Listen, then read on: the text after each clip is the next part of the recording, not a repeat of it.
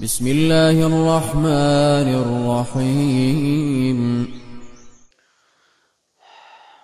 خرج عمر بن الخطاب رضي الله عنه إلى الشام حتى إذا قرب من الشام لقيه أمراء الأجناد أبو عبيدة بن الجراح وأصحابه. Күндөрдүн биринде Умар ибн Хаттаб радиаллаху анху өзүнүн падыша болуп турган заманасында керезинде Шам мамлекетине, Палестина жана ошол тараптарга сапарга чыгып калды. Качанда Шамга жакындап калганда, Шам өлкөсүнө жакындап калганда, ал жердеги аскерлердин башчысы Абу Убайда ибн Жаррах радиаллаху анху жана өзүнүн шериктери менен биргеликте Умар радиаллаху анхуну келип тосуп алды.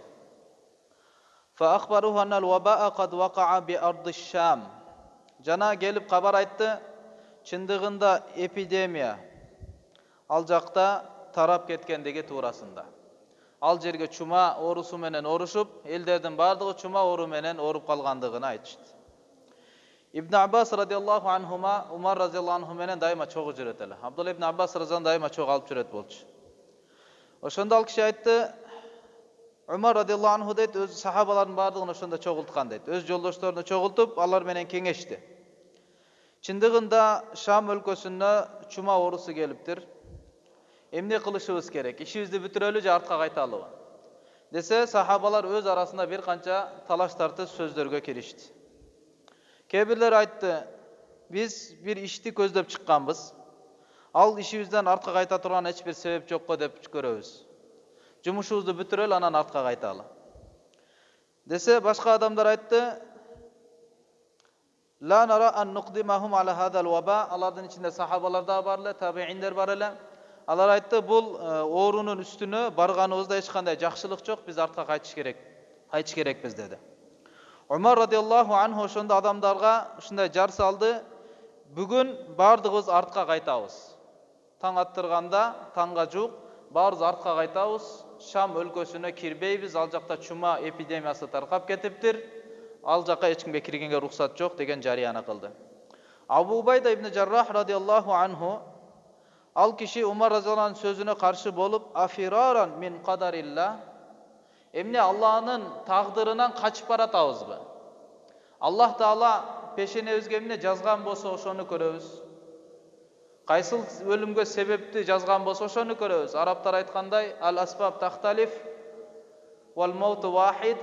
Асбаптар түрдүү болот, себептер ар кандай болот, бирок өлүм бир эле дегендей, ушул өлүмдүн себеби болуп калышы мүмкүн тагдырыбызда болсо, ушундан тагдырдан качып каяка барат элек Умар дегендей сөздү кылды.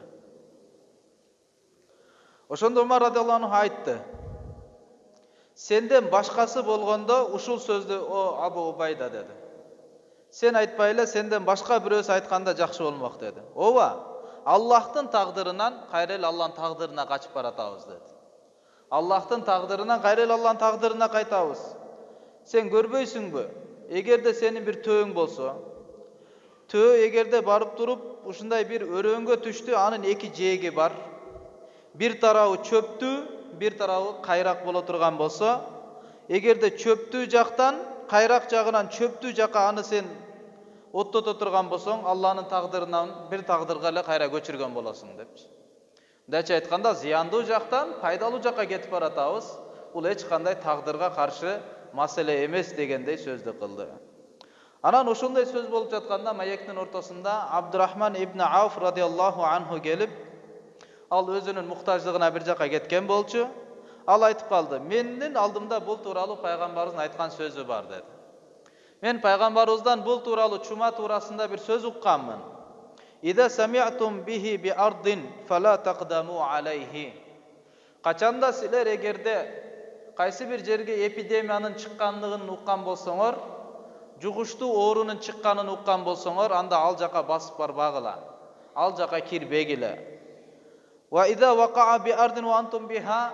Ал эми эгерде силер турган жерге ошондой оору таралып кете турган болсо, фала тахруджу фираран минху. Силер андан качып чыгып кетпегиле деп пайгамбардын айтканын укканмын деп Абдурахман ибн Ауф радиаллаху анху айтты. Ошондо Умар радиаллаху анху Аллах Таалага шүгүрлөрдү айтып, анан артка кайтып кеткен дейт. Бүгүнкү урматтуу тууганым, бүгүнкү сиз менен биздин жума баяныбыздын темасы мына ушул баардыгыбыздын бүгүнкү күндө ортодогу маектерибиздин негизги темасы болгон бүткүл балким чоң мамлекеттерди ага кирип чыгуусунан тосууга себеп болуп жаткан, миллиондогон адамдарды үйгө карантинге отургузуп жаткан ушу коронавирус туурасында сөз кылмакчыбыз. Адам негизинен өз ден соолугуну сакташ керекпи? Сактаганда кандай деңгээлде сактайт? Эмне нерсеге таянат? Ошолор туурасында иншалла кыскача баяндама. Ибадаллах, Аллахтын пенделери. Шариат, ислам дини өзүнүн жашоосун жана ден соолугуну сактоого буйруган. Бул шариаттагы берилген намаз, орозо, зекет буйруктары сыяктуу адам деле өзүнүн ден соолугуну, жашоосуну жана башкалардын ден соолук жашоосуну сактоого буйрулган. Ислам шариаты адам өзүнү кыйрай турган нерселерге кадам коюудан тоскон. Вала тулку би айдикум ила тахлука. Аллах Тааланын өзүнүн буйругу, силер өзүңөрдү кыйроого таштабагыла деген. Өзүңөрдү буза турган ыкмада жашоо өткөрбөгүлө. Ооруп кала турган, ден соолугуңарды буза турган деңгээлде жашоо өткөрбөгүлө деп Кур'ан-ы Каримде Аллах Таала тоскон. İnsan İslam көз карашында адам баласы өтө улуу, өтө сыйлуу, өтө даражалуу жана шарапаттуу жаратылыш болуп эсептелет бүткүл жаратылыштын ичинен.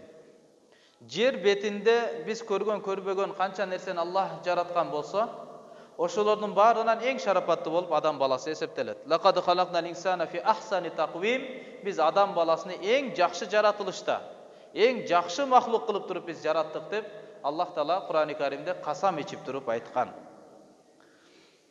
Ошондуктан бүгүнкү күндөгү коронавирус бул Азия ортолугунда Кытай тараптан чыгып, жана бүткүл ааламга анын көчүүсү бүгүнкү күндө сиз менен биз күбө болуп турабыз. Шек жок, бул оору башка оорулар сыяктуу эле Аллах Таала кайсыл пенденин тагдырына каалаганына жазышы мүмкүн. Бул туурасында эч ким амандай эмес, жана эч бир адам 100% ишенич дагы эмес, ушул оору мага келет деп. Кандай эле оорулардын бардыгы кимге Алла кааласа ошол ооруну берет, кимге кааласа Аллах Таала бербейт. Мына ошол сыяктуу эле бул Аллах Тааланын бир жөнөткөн бир оорусу болуп эсептелет. Исламдын оорулардын ичинен өтүп кетүүчү ооруларга, жугумдуу ооруларга болгон көз карашы ачыктан ачык эле. Az ortabızda dagı biraz meseleler bolup atat. Oru jugabı, jukpayбы дегенди маселеси жүрүп атат. Көп суроолор түшүп атат. Кээ бирлер айтат, дамла оору жугат деп атат. Кандай болот? Маска кийиш керекпи, сактаныш керекпи? Ошол туурасында да Кудайым буйрса, ушул баяндаманын арасында айтылып кетет. Исламда ачык эле оору жугуунун маселеси. Ооруп калган адамга айыгкандын аракетини кылыш керек, эгерде мүмкүнчүлүгү болсо. Эгерде мүмкүнчүлүк болуп туруп, айыгуунун, дарылоонун жолуну таштап койсо, күнөөкөр болуп, өзүнү өзү өлтүргөн адамдын катарында кыяматта туруп калат. Ошондой эле адам баласы өзүнүн кыймыл аракетин ошол оору башкаларга жайылбашына дагы сарпташ керек. Оорунуга башка адамдын оорусуна себеп болуп калбоо үчүн деле аракет кылыш керек.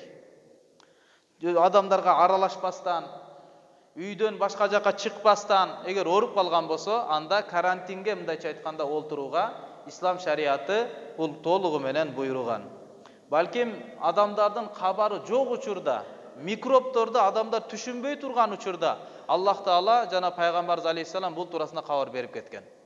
Кур'ан-ы Каримде Аллах Таала айтат: "Фала уqsimu bima tubsirun wa ma la tubsirun." Al-Haqqa сүрөсүндө. Мен дейт касам ичем силер көрүп турган нерселерге. Wa ma la tubsirun жана касам ичем силер көрбөй турган нерселерге.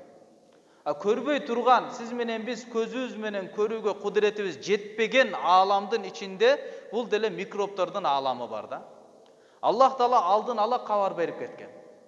Пайгамбарыбыз саллаллаху алейхи вассалам көптөгөн хадистеринде ошо микроб башка адамга өтүп, башка адамда да бир оору Аллах Тааланын каалоосу менен оорунун пайда кылуусу туурасында көптөгөн хадистерде айтып кеткен. Ал эми оорубаган адам, Orugan adam makul al darılanış gerek. Likulli dain dava. Пайгамбарыбыз көптөгөн хадистерде айткан, ар бир ооруга байланыштуу анын дарысы бар деген. Карылыктан башка, өлүмдөн башка, бирок ар бир оорунун негизи дарысы бар. Ооруп калдыбы дарыланганын аракетине кылсын. Ал эми оорубаган адамга милдет болуп эсептелет, ал деле ооруп калган адамдардан алысыраак кармансын. Бирок жумшактык менен жана башкаларга зыян жеткирбей турган деңгээлде болсун. Балким фукахалар, ислам алымдары мындай бир маселени бекемдеп кетишкен. Кимде адамда эгерде башка бирөөгө өтүп кете турган өтүүчү бир оору болсо, анда адам жада калса мусулмандардын жамааты менен намаз дагы окубасын деп айткан. Кореяда дагы бирөө чыгып кечирим сурады го. Ооруп калгандан өзүнүн ибадатканасына бир сектант. Ооруп калып ибадатканасына бара берип, ошол жердеги баардыгын оорусуна себепчи болуп калып.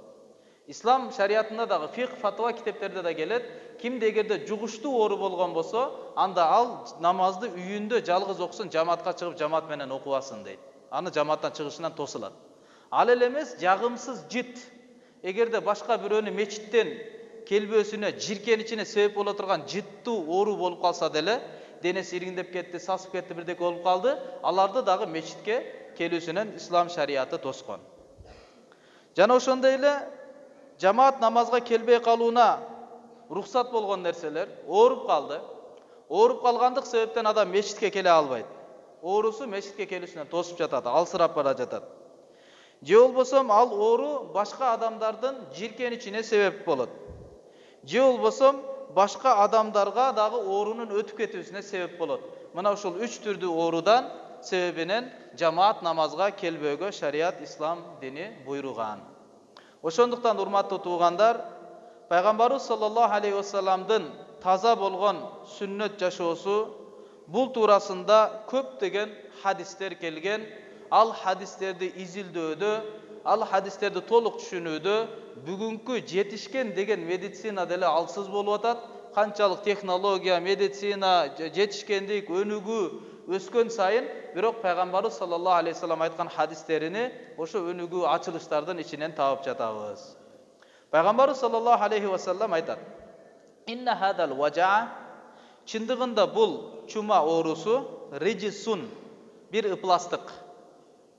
Бул бир ыпластык болот. Ау азабун, же Аллахнын бир азабы болот. Ау бакияту азабин удзиба бихи унасин мин qablikum, же силерге чейинкилерге берилинген азаптан бир калдыгы болуп эсептелет. Файда кана би ардин ва антум биха, качанда ушул оору силер турган жерде чума оорусу чыгып калса, фала тахруджу минха, андан чыгып кетпегиле. Качанда силердин турган жериңерге бул оору жетип келген болсо, анда силер оорулуу адамдарды көрүп калсаңар, анда ал жака кирбегиле деп Пайгамбарыбыз саллаллаху алейхи вассалам Бухари Муслим хадисинде айткан. Демек карантиндин ыкмасыны Пайгамбарыбыз саллаллаху алейхи вассалам көрсөтүп кеткен 14 кылым мурун эле. Адамдар ал учурда жугуштуу оорулар бар экендигини, бактерияларды изилдеп көрө элек учурда эле Пайгамбарыбыз саллаллаху алейхи вассалам бунун ыкмасын айтып кеткен. Ошондой эле Пайгамбарыбыз айтат: "Ат-тауну гуддатун ка гударил баир". Таун деп негизи араб тилинде жугуштуу болгон оорулардын бардыгын айтат. Чума жана башка жугуштуу ооруларды таун деп коет. Таун бул бир без сыяктуу, кандай эле төөнүн бези сыяктуу болгон. Төөнүн бези сыяктуу болгон бир без. Ал-муқим буха каш-шахид. Эгерде ошого бекем турган адам шейиттин даражасында болот. Эгерде эпидемия чыгып кетип, коронавирус жайылып кетип, ошо себептен ооруп калып, башка жакка чыгып кетпей, Пайгамбарыбыз хадисине амал кылып дүйнөдөн өткөн болсо, анда ал кыямат күнү шейиттин даражасын алат дейт. Шейиттин даражасында алат. Вал фарру минха кал фарри миназ захф, андан качып кеткен адам, ооруп калып бирок ошо ооруган жеринен чыгып кеткен адам, анда душмандарга бет алышып согушуп аткандагы саптан качып кеткен адам сыяктуу күнөөкөр болот кыяматта дейт. Пайгамбарыбыз саллаллаху алейхи вассалам дагы бир хадисте айткан, сахих хадис: "Ла юриданна мумридун ала мусиххин". Оорутуучу адам, оорулуу адам ден соолуктуу адамдын үстүнө кирбесин деген. Оорулуу адам ден соолуктуу адамдын үстүнө кирбесин. Бунун мисалын мындай түшүнөбүз да. Кээ бир хадистерде Пайгамбарыбыз саллаллаху алейхи вассалам айткан: "Ла адва". Оору жугуу деген жок. Оору жукпайт деген. Төөгө жукту десе, биринчи төөгө каяктан жукту, алга каяктан келип жугуп келди деп, оору жукпайт деген маанини айткан хадистер бар. Biz azыр айтып жаткан хадистердин бардыгында оору жугат дегендин мааниси чыгып атат. Туурабы? Эми бул экөөнүн кандай төп келтиребиз десе, уламалар айтат, Такый Усмани саптын китебинен окуган элек, ал киши айтат, бунун мисалын жеңил эле түшүндүргөндө кара булуттун келген сыяктуу. Капкара булут келсе, жаан жааштын себеби келди. Бирок булут келсе эле сөзсүз жаан жай бербейт. Булуттун өзүндө андай кудурет жок жаан жаадыра турган. Аллах кааламайынча жаан жаабайт. Оору жукпайт дегендин мааниси, ооруга себеп боло турган бактерия, вирус бар. Бирок өз затында, өзүнүн күчү, таасири, кудурети менен эле башка адамдарды оорутуп кое бербейт деген мааниде айткан. Себеби пайгамбарыбыз адамдар Кудайды унутуп, көзгө көрүнгөн нерселерден болот деген ширкке түшүп калган учурда келген болчу. Адамдар оорутат деп түшүнөт эле. Оору өлтүрөт деп түшүнөт эле. Алланын тагдыры, Алланын каалоосу деген нерсеге ишенимдери жок болчу. Ошол ишенимди ширктен чыгарыш үчүн пайгамбарыбыз айткан: "Ла адва", оору жукпайт дегендин мааниси, оору өздөн өзү эле өзүнүн заты менен эле бирөөгө оору пайда кыла бербейт. Мисалы бир адам коронавирус менен ооруп калды. 5 адам менен учурашты. Анын ичинен бирөө ооруду, 4 ооруган жок. Эгерде оору эле пайда кыла бергенде 5 тең ооруп калыш керек болчу. Аллахтын каалоосу менен гана болот. Өз затында эле болбойт деген мааниде пайгамбар оору жукпайт деген.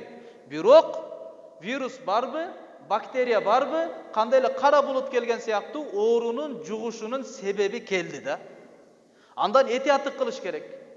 Оору жугат деп туруп ыктымал этияттыктын жолун айтканы, болду андан этияттык кылыш керек, сактаныш керек. Маска ки дедиби, маска кийиш керек. Колумду жуу деп атабы, колду жууш керек. Чыкпа дедиби, чыкпаш керек. Качпа дедиби, качпаш керек. Кирбе дедиби, кирбеш керек. Бул адамдын акылынын талабы. Адамдын акылынын талабы болуп эсептелет. Пайгамбарыбыз саллаллаху алейхи ва саллам качанда Сакиф уруусунан бир өкүл, делегат болуп келип калды эле. Алардын ичинде бир киши бар эле, ал пес оорусу менен ооруп калган. Пес оору башкаларга да жугумдуу оорулардын бир катарында. Анан пайгамбарыбыз саллаллаху алейхи ва саллам ал кишиге мындайча кат жөнөттү. Инна кад бая'нака фаржа. Кат жазып жөнөтүп койду, жолуккан жок. Чындыгында биз сен менен келишимди түзүп бүттүк, эми артка кайта бергин деп койду. Аны киргизген жок, аралаштырган жок, учурашкан жок, кайра артыңа кайта бергин деп пайгамбарыбыз саллаллаху алейхи ва саллам аны артка кайтарып жиберген. Ошондуктан урматтуу туугандар, мына пайгамбарыбыз саллаллаху алейхи ва салламдын таалими, пайгамбарыбыз саллаллаху алейхи ва салламдын алып келген жашоо тартибинин кандай азаматтуу экендигини сиз менен биз көрүп турабыз. Кур'ан-ы Каримде Алла айтат: "Ва ма янтиqu анил хава ин хуа илля вахюн юха". Пайгамбарыбыз өзү тараптан сүйлөбөйт, сүйлөгөн сөзүнүн баары Аллах тараптан түшкөн аян болуп эсептелет. Ошондуктан иншалла сиз менен биз урматтуу туугандар, кайсыл жерде кайсыл ооруга байланыштуу эмне көрсөтмөлөр көрүнгөн болсо, ошол көрсөтмөнү кармануу сиз менен биздин пендечилигибиз болуп эсептелет. Себеби ислам дини ар бир адам өзүнүн ден соолугуну карасын, көзөмөлдөсүн жана Алланын буйругун аткарып, күнөөлөргө түшпөсүн, ошого буйруган. Жана андай кылып туруп өтүп кеткен адам боло турган болсо, шейиттин убадасыны берип атат. Эгерде качып кете турган болсо, эпидемия чыккан жерден, анда согуштан качып кеткен адамдын каргышына дуушар кылып жатат. Ошондуктан мусулман бир туугандар, ар бирибиз өзүбүздүн ден соолугубузду сактоонун себептерине карманыш керекпиз. Өзгөчө качанда оору көбөйүп жана жайылып кеткен учурда. Пайгамбарыбыз саллаллаху алейхи ва саллам айтат: "Ма мин абдин якулу фи сабахин кулла яум". Кантип сактаныш керек? Бир нерсени да туура түшүнүп алалы да. Кээ бирлер азыр айтып атат, көп эле өзүбүз угуп атабыз. Сактаныш керек, сактаныш бул тобокелдик да депчи. Сактаныш бул тобокелдик эмес. Маска тагынуу бул тобокелдик эмес. Карантинде олтуруу бул эле тобокелдик эмес. Тобокелдик кандай болот? Тобокелдик пайгамбарыбыз жана Алла Таала эмнелерди айтып, ошонун аркасынан эмне убада берген болсо, ошол убадага ишенип туруп айтканын кылуунун атыны тобокелдик деп айтат. Этияттыкты сактануу бул адамдын жүрөгүнү тынчтандырыш үчүн болот. Бул адамдын акылына каршы келип калган нерсе кылып, жүрөгү кыжалат болуп, тобокелдигини сындырып албаш үчүн болот. Болбосо Аллах Тааланын айтканын кылып туруп, пайгамбар көрсөткөн ыкмалар менен анан биз жүрөгүбүз тынч болот, болду мен ушуну кылдым, эми болду, бул зыян мага жетпейт депчи. Ал эле эмес да, масканы тагып эле, колубузду жууп эле, үйдө олтурсак эле, болду эми мага оору келбейт эмес. Пайгамбарыбыздын айтканын толук аткарып туруп анан толук Аллах Таалага тобокелдик болот. Мисалы Пайгамбарыбыз саллаллаху алейхи вассалам бир хадисте айтат, сахих хадис. Кайсы бир пенде таң атканда, күндүзү же кечинде Бисмиллахиллади ла ядурру ма'асмихи шай'ун фил арди ва ла фис сама ва хуас самиул алим деген дуаны 3 жолу окуп кое турган болсо, андага эч бир нерсе зыян бере албайт дейт.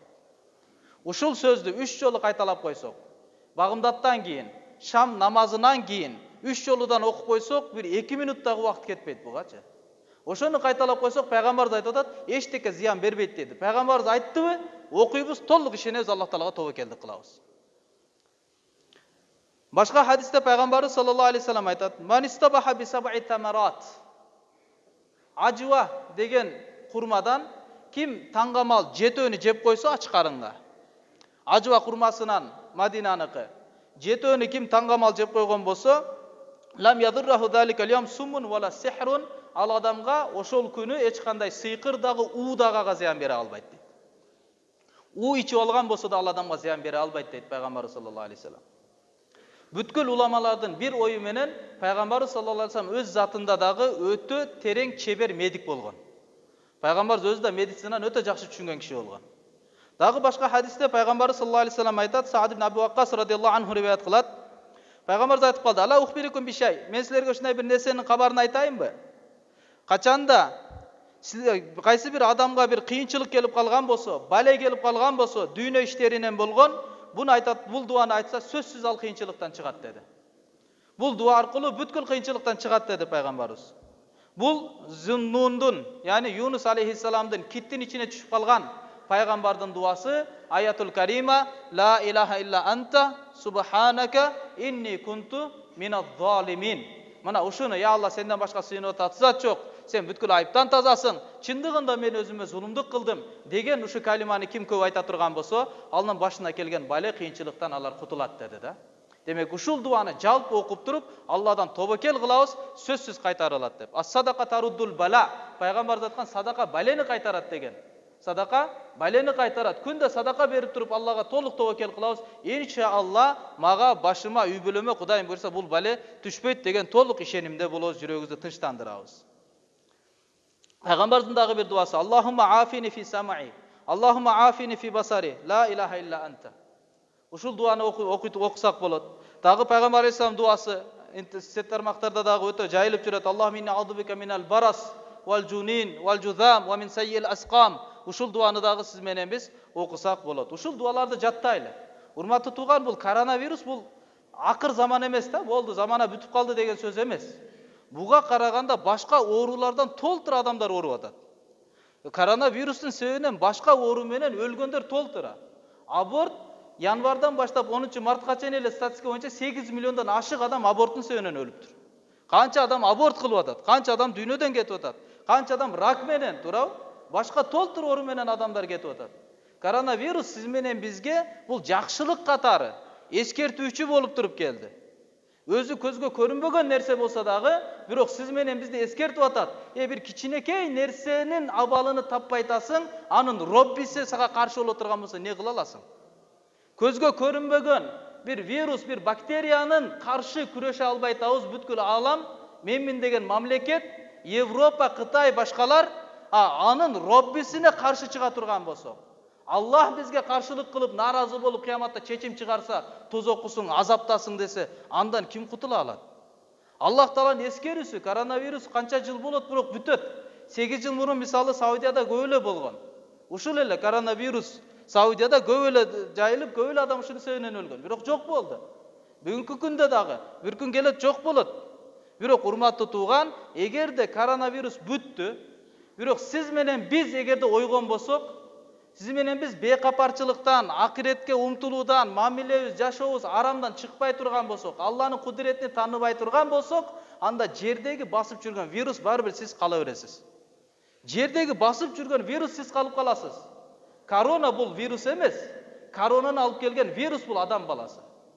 Адамдын кылган амалынын натыйжасы сиз менен биздин жашообузда көрүнүп атат. Биздин кылган бейкапарчылыгыбыз. Аз адамдар айтып атат, кафырлар зулумдук кылды эле, кафырларга Аллахтын мамилеси болуп атат деп. Кафырлар эмес, Аллах Таала жер шарыны мусулмандардын амалына жараша башкарат. Мусулман адамдын кылган мамилесине жараша Аллах Таала аламды башкарат. Мусулмандын денесинен күнөө чыкмайынча Аллах Таала аламды бузбайт. Кафырлардын амалына Аллах Таала көңүл бурбайт. Эгер мусулман хакка мээнет кылып, чындыкка мээнет кылып, кафырларды чындыкка чакырып туруп, анан кафырларга каршы дуа кылса, дуа кабыл болот. Бирок урматтуу тууган, бүткүл аламдын тартиби мусулмандардын кылган амалынын себебинен болот. Ошондо мусулман оңолмоюнча бул оорудан эле айыгып калуу маселе эмес. Бүткүл балелер келе берет, түрдүү балелердин ыкмасы бар. Түрдүү Аллах Тааланын кыйнап кое турган "Ва ма я'ламу жунуда роббика иллаху". Куранда Алла айтат, сенин Роббиңдин аскерлерини бир гана Алла билет дейт. Кандай аскерлерин жөнөтөт, кантип Аллах Таала сиз менен биз менен адилеттүүлүк мамилесин кылат, бул Аллах Таала өзү билет. Ошондон иншалла урматтуу туугандар, баардыгыбыз иншалла эсиң барда этегиңди жий дегендей, баардыгыбыз бир сыйра өзүбүзгө мындай бир ойготуу болсун да бул абалчы. Себеби сиз өлөсүппү, өлбөсүппү коронавирус себебинен Алла билет.